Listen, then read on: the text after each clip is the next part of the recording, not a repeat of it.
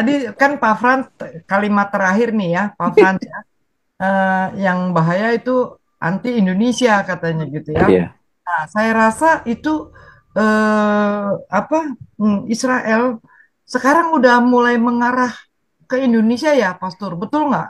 Iya, Karena apa? Karena Prabowo kan kirim 1.200 anggota TNI ke Gaza untuk membantu katanya gitu. Dan Israel tentu saja tidak senang ya gitu. Karena ada apa Indonesia kirim seperti itu. Jadi kayaknya makin gawat kalau menurut saya, Pastor. Bagaimana itu, Pastor? ya nasibnya Indonesia.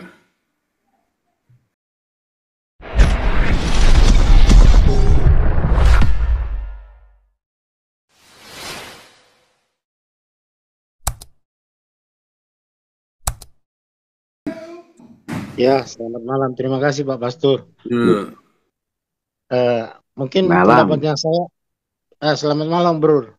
Ya, Iya, mungkin saya setuju amat yang disampaikan sama Pak Paul dan Pak Teddy Permesta. Tapi ada juga sekarang yang lagi menggejala Pak. Namanya anti Cino dan anti oh iya, iya, Amerika. iya, Amerika, ya benar, Pak. Ya.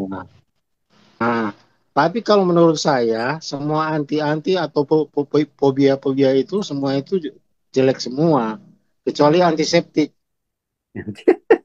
Yang lain-lain itu jelek. Nah, mau dia antisemitik, mau Islamfobia, itu semua jelek. Karena apa? Ada juga contoh-contoh kejadian nih. Misalnya, apa ya, Islamofobia itu mungkin pernah tahu kan ada yang kejadian di Selandia Baru itu, Oh iya, yang orang ditembak itu di dalam masjid. Atau mungkin salah satu mungkin yang anti apa yang apa Islamofobia itu yang anti jilbab gitu di Eropa sana kan. Hmm, Ah, Prancis ya. kemudian kemudian kalau yang antisemitik ini kan ada, ya kita sudah semua sudah tahu mulai dari zaman purbakala itu sudah ada. Ya, yang paling sadis itu kan yang Holocaust itu. Tapi belakangan ini Hmm. ada juga kan yang terjadi di Amerika, Pak, yang di mana itu di sinagog di mana itu? Daerah mana Philadelphia atau di mana itu yang di vandalisme itu dirusak. Iya. Dulu Ya, ada apa 3K itu Ku Klux Klan iya, itu ada di daerah tengah hmm, saya. Iya, iya. Benar juga itu iya. ada itu. Ya. Jadi kesimpulannya, Pak, kalau menurut saya ini semuanya itu tidak ada yang bagus. Yang bagus Hmm. itu hanya antiseptik. Kemudian yang harus kita waspadai itu sekarang juga mulai mulai muncul itu yang tadi itu saya bilang anti Cina, anti Anti Amerika. Amerika. Itu mudah-mudahan ya dengan kita bahas malam ini bisa mencerahkan kita semua. Terima kasih. Tapi Pak Frans, ikan anti-anti itu anti beda kan karena ini bicara ideologi kan agama. Kalau pemahaman tadi bicara anti Amerika itu dalam konteks apa dan anti Cinta? Apakah karena Iya, agamanya atau karena ekonominya atau iya, apa itu? iya. Sama itu mirip-mirip anti Mik, Semitik itu faktor gitu. kecemburuan juga. Ya. Sama juga anti Cina itu juga faktor kecemburuan, kecemburuan Kecemburuan. ekonomi, kecemburuan apa supremasi, ya Iya, kan? supremasi benar-benar. Iya, pokoknya jelek semua itu, nggak ada yang bagus. Nah, yang saya paling nggak suka itu kalau sampai ada anti Indonesia, itu aja. Terima kasih.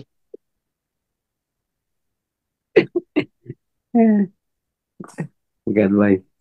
Ya ini ada definisi Islamophobia ya lagi ya, saya dapat baru. Tapi ini dari kelompok-kelompok mereka ya dikatakan adalah pandangan sifat sikap yang mengandung kebencian, ketakutan, prasangka terhadap Islam. Dan orang-orang Islam, ya biarkan Islamophobia dapat mengarah kepada permusuhan, ya, provokasi dan intoleransi. Ya katakan itu. Islamophobia dapat dilakukan melalui ya Islam ancaman, dia katakan begitu, intimidasi, hasutan, pelecehan, dan penyiksaan terhadap umat Islam, ya, di mana saja, kata dia katakan itu. Nah, ini yang dia katakan di Indonesia yang merupakan negara dengan masyarakat pemeluk agama Islam, kata Islamophobia telah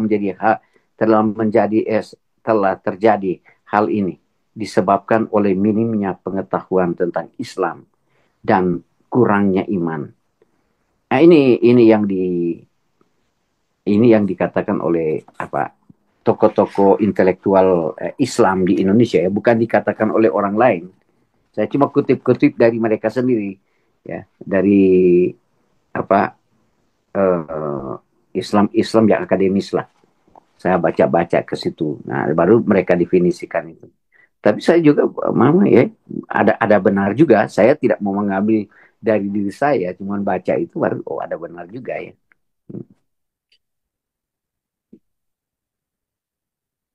Ya, saya ulang lagi ya, yang dibilang ini yang di Indonesia yang merupakan negara dengan masyarakat pemeluk agama Islam, Islamophobia telah terjadi. Hal ini disebabkan oleh minimnya pengetahuan tentang Islam dan di dalam kurangnya iman mereka kepada apa yang mereka percaya. Nah, ini yang saya bilang terjadi konflik-konflik di Indonesia seperti itu.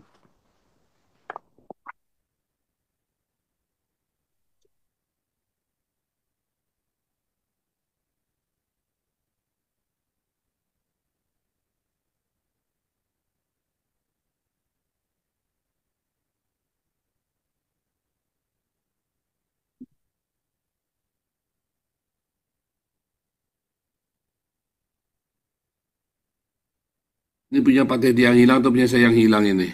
Bu Ellen silakan. Iya, shalom, Oh, Pastor. Ibu Ellen ya.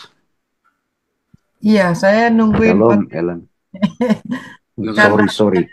belum co-host, jadi saya tungguin aja, Pak. Udah. Co-host, Udah. Silakan. iya. Tadi kan Pak Frans kalimat terakhir nih ya, Pak Frans ya, yang bahaya itu anti Indonesia katanya gitu ya. Iya. Nah, saya rasa itu Israel sekarang udah mulai mengarah ke Indonesia ya, Pastor, betul nggak? Iya. Karena apa? Karena Prabowo kan kirim 1.200 anggota TNI ke Gaza untuk membantu katanya gitu. Dan Israel tentu saja tidak senang ya gitu. Karena ada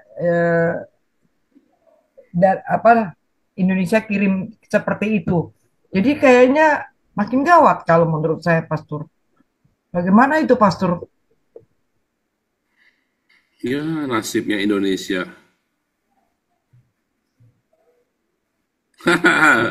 Bukannya ini malah kita tidak takut katanya gitu. Kata RI 1 saat ini ya gitu. Iya, tapi Kita itu kan tidak hanya takut. Jadi kayak seperti jargonnya. menantang gitu. Menurut saya itu hanya jargon. Pada kenyataannya takutlah. Gitu ya, Pastor ya. Iya, pada kenyataannya takut. Nggak mungkin nggak takut. Takut. Karena ini bahaya sekali kan. Iya, iya. Terlalu apa ya? Terlalu naif. Negara lain aja nggak ada yang kirim bantuan tentara kok gitu. Iya, Perangnya sudah selesai sosokan berani istilah gitu kan. katanya kan. Iya kan, terlalu inilah menurut saya terlalu naif. Terlalu naif menurut saya.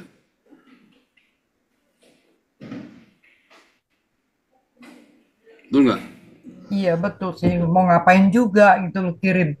Perangnya kan udah selesai. Kalau kemarin Eropa kan sekarang kan gini, mau dikirim ke Ukraina terus bilang Eropa demo, kami tidak mau kirim anak-anak kami buat mati di Ukraina. Jelas itu bukan perangnya kita, nggak mau dibilang gitu. Nah kalau Indonesia kan bodoh, bukan perangnya tapi mau mati kan? Iya, betul. Ya tapi ya itulah bentuk bentuk kebodohan. Gimana ya? Memang bodoh gimana itu bentuk kebodohan, ya kan? Ya menyedihkan juga ya gitu. Hah? Ya, menyedihkan karena sering mengutuki Israel kan. Kayak contoh lagi nih, Pak Surya. Kan tenaga kerja dari Malaysia itu kan banyak sudah tidak mau terima TKI dari Indonesia. Jadi banyak yang dipulang-pulangin. Hmm. Juga dari Arab gitu kan. Nah, apa mau Jepang nih lagi butuh tenaga kerja kan. Jadi 150.000 bisa ditampung gitu ya, asal lulus gitu di Jepangnya itu gitu ya. Nah, saya pikir Hmm. bodoh juga gitu ya. Kenapa gitu loh? Sekarang kalau misalnya pabrik-pabrik ada di Indonesia gitu ya, otomatis income negara nih ya, satu dari pajak perusahaan, kedua dari pajak pegawai PPh satu itu pasti kena gitu. Terus ketiga lagi pabrik apa rumah makan atau indekos-an, kontrakan rumah itu di sekitar pabrik, di sekitar kantornya pasti laku dong. Ekonomi lebih berputar kalau TKI itu dan pabriknya ada di Indonesia ketimbang Ya, kirim TKI ini ke luar negeri gitu loh. Bangga banget bisa kirim TKI 150.000 orang gitu loh. ya, harusnya bangga ya. Iya, iya, harusnya bangga kalau ada pabrik banyak di sini dong. Ini kok lu nggak bisa ngurusin preman-preman pada saat mereka malak gitu. Malah ada pejabat yang bilang, oh nggak apa-apa dong katanya setahun sekali THR. Waduh, bukan THR lagi, udah malak bagaimana? Dan itu merata, mewabah di mana-mana gitu. Ini yang nggak bisa diinihin gitu ya, yang nggak bisa dikendalikan sama negara gitu loh. Di mana negara gitu loh. Kalau sekarang preman ini merasa nomor satu di atas loh, Pastor. Hari ini aja ada demo itu ya, bukan demo. Preman-preman ini terang-terangan bahwa Senpi di daerah Kemang tentang perebutan tanahnya Lipo Group. Jadi adu kuat preman dengan centeng-centengnya di sana. Itu warga tuh yang mobil hilir mudik begitu. Ya, kalau yang ada di dalam ngeper juga, takut ditembakin kena salah sasaran kan, gitu. Itu diem aja loh, polisi nggak ada loh, Pastor. Berarti hebat nyalinya orang Indonesia lebih besar daripada orang bule. Kenapa, Pastor? Ya tadi ditambahin tenang-tenang aja, malah menonton kan. Iya, iya rame juga itu. Itu yang rame bawa lari. Aduh.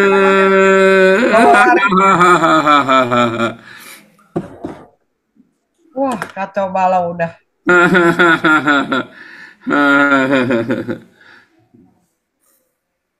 Bagaimana nggak kacau, Bu Ellen? Pimpinan ormas saja foto-foto dengan Kopassus, Jenderal Kopassus. Nah, itu Gimana? dia. Itu rusak negara. Iya, Tapi kalau kita mau kritik, itu jeleknya waktu kita mau kritik, seolah-olah kita itu seperti dikata Frans tadi, anti Indonesia. Bukan begitu. Itu satu prinsip yang salah. Kadang-kadang orang lagi mengkritik untuk menegur itu, untuk membangun bangsa dan negara. Tapi image-nya seperti kita di sini seolah-olah digambarkan sebagai anti Indonesia. Itu yang kita, oleh sebab itu batin saya, iman saya, cinta terhadap bangsa dan negara. Karena saya senang belajar sejarah perjuangan uh, saudara-saudara saya di Manado itu. Saya boleh sebut satu-satu, itu orang luar biasa, dia berjuang untuk bangsa dan negara. Sehingga darah saya mendidih kalau mencintai bangsa dan negara. Ya. Saya mendidih kalau mendengar perjuangan-perjuangan orang-orang Permesta itu. Dari sumber A, langsung saya bicara waktu itu. Mereka cinta terhadap bangsa dan negara. Cuma mereka tidak mau kalau rakyat itu dimiskinkan, kalau rakyat ini di itu gitu. Nah, oleh sebab itu kita selalu menyampaikan bagaimana si orang-orang sebenarnya negarawan ini mempergunakan nasionalismenya dia untuk kepentingan diri mereka. Coba Bu Ellen lihat, benar enggak? apa tuh? Kekuasaan mereka gunakan untuk kepentingan mereka, tetapi selalu Betul. menggunakan nasionalisme. Iya, betul. Betul. Nah, itu baru waktu kita bicara begini dia bilang, oh kamu anti Indonesia. Bagaimana saya mau bicara? Itu saya baca, saya bilang, ini orang cara, saya tidak sulit-sulit ya mau berargumentasi tentang hal itu. Karena batin kita, nurani kita, mereka nggak baca benar-benar. Pak Saya tambahin Edi, dikit tadi. Iya. ya, sebentar Saya Pak Andi, tambahin. sebentar aja. Sekarang baru nih ya, baru 1-2 hari ini ya, ada undang-undang. Jadi pejabat di pemerintahan mau eselon berapa aja, pokoknya di BUMN kayak di mana kayak gitu ya. Eh, Biasanya kan suka ada yang ngeritik kan gitu ya, warga yang mengkritik dengan keras segala macam lah ngomongnya gitu ya. Biasanya kan mereka bisa laporin Hmm. undang-undang apa pencemaran nama ITS, baik iya, bla bla bla ITE. bla. Iya. Sekarang tidak berlaku lagi. Jadi sekarang kita boleh gitu. Oh, amin, Jangan amin. baper Itu lah gitu. senang. Lu Iya, bukannya benar. kerja kok ngurusin yang bebegituan gitu loh. Jadi sekarang mereka sudah tidak bisa lagi ada pelaporan. Mereka melaporkan bahwa si ini nih menjelek-jelekan saya, pencemaran nama baik. Hmm. Gitu. Nggak bisa, nggak berlaku lagi. Ya. Ya Pak Andi, apa Pak Andi? Enggak. Kalau menurut saya, fobia ini kan didasarkan dari kelakuan dan perbuatan grup-grup tertentu. Contoh soal ini fobia mengenai Islam ya. Itu kan kelakuan mereka. Mereka datang ke negara orang yang katanya negara kafir. Mereka datang, mereka mau ganti dengan syariah law. Kan suka-suka mereka. Kan ini orang gila. Datang ke negara orang, mau menerapkan apa kepercayaan dia. Ya kan? Terus kita lihat lagi di dunia yang mengatakan bom-bom bunuh diri. Itu kan melakukannya mereka. Terus apa namanya, mereka kasih ini ayat-ayat setan, ini melakukan apa, ayat-ayat setan itu kan tingkah-tingkah laku mereka sendiri. Jadi fobia-fobia ini kadang-kadang tingkah laku grup ini juga. Contoh soal lagi, fobia kita di Amerika ya, fobia dengan orang hitam. Kenyataannya, tiap kali ada penembakan, 80% pasti orang hitam yang melakukan dengan pistol-pistol yang illegal, yang serial nomornya itu dihapus. Nah, terus kalau ada perampokan, ya boleh kata 85% ya orang hitam. Ya kan? Kalau urusan transaksi narkoba, segala macam, ya mungkin ya 70% orang hitam. Ya kan? Terus yang bau apa, yang jual beli senjata, nembakin orang dengan senjata-senjata yang ilegal, ya kebanyakan orang hitam. Jadi dengan mereka megang senjata, tingkah lakunya kacau. Nah, kalau kita lihat juga statistik, kita lihat populasi di penjara, berapa persen orang hitam. Jadi kita ini juga fobia dengan orang hitam. Apalagi kita ke daerah-daerah tertentu, ya, yang mayoritasnya orang hitam, kita juga sendiri takut, was-was, ada fobia, ketakutan. Padahal mungkin mereka di sana orang baik-baik aja, tapi kita udah kena fobia. Nah, balik lagi tadi kata-kata Pak Frans yang terakhir, anti Indonesia dia nggak suka. Nah, kenyataannya ini kita kan udah zaman zaman internet. Nah, terus pembakaran pembakaran hutan, terus asapnya sampai ke Malaysia, sampai ke Singapura. Itu apa dunia nggak melihat? Dunia melihat dan mendengar, ya kan? Terus banjir. Masa banjir sampai atap rumah di Jakarta, umpama? Itu dunia melihat, ya kan? Sampah. Itu kali isinya sampah sampai orang jalan di atas sampah, di atas kali pun bisa. Jadi saking padatnya itu sampah. Ya, orang kan lihat. Nah, terus human right, ya kan? Dunia bisa melihat orang macam Munir diracun di atas kapal Garuda di Belanda. Ya kan, dunia melihat. Jadi ini tingkah laku mereka. Terus terus pelanggaran HAM, pelanggaran hak asasi manusia. Ya kan, si Muhammad KC 10 tahun, si Yaya Waloni nggak sampai 6 bulan. Ya kan? Ini kan udah zaman internet, semua udah terbuka, orang luar bisa lihat. Ya kan? Ya, terus religion prosecution, prosekusi agama. Jelas-jelas zaman internet terlihat berapa gereja yang ditutup, gereja dibakar, persekutuan doa dibubarin. Doa rosario, orang Katolik pun dibubarin, padahal doa rosario itu nggak ada suara, dibubarin. Nah, ini kan dunia bisa lihat gimana nggak anti Indonesia, ya kan? Nah, terus Islamisasi. Lihat aja, in the last 20 years, adalah 20 tahun ke belakang. Lihat aja itu di jalanan, berapa orang yang perempuan yang pakai jilbab. Tahu-tahu semua jilbab. Anak-anak TK dijilbabin. Anak di mana di pre-kindergarten pun, di preschool dijilbabin. Itu kan dunia melihat, bukan kita yang jelek-jelekin, enggak. Dunia sendiri melihat, ya, the rule of law. Nggak ada itu the rule. Hukum itu nggak ada di Indonesia, katanya negara hukum. Jadi dari polisi, kejaksaan, dari sampai kehakiman. Ya kan? Dunia melihat. Ya kan? Terus hakim di Surabaya itu orang bunuh, hakim dikasih 20 M. Itu lolos itu orang. Hakim. Ya kan? Orang lihat. Terus apa namanya ini? Mahkamah Mahkamah Konstitusi, bukan Mahkamah Konstitusi, apa? Mahkamah Agung, ya kan? Pamannya si Gibran, Gibran jadi vice president, apa umurnya diganti karena ketua MA-nya si pamannya. Kan semua dunia kan lihat itu urusan begitu.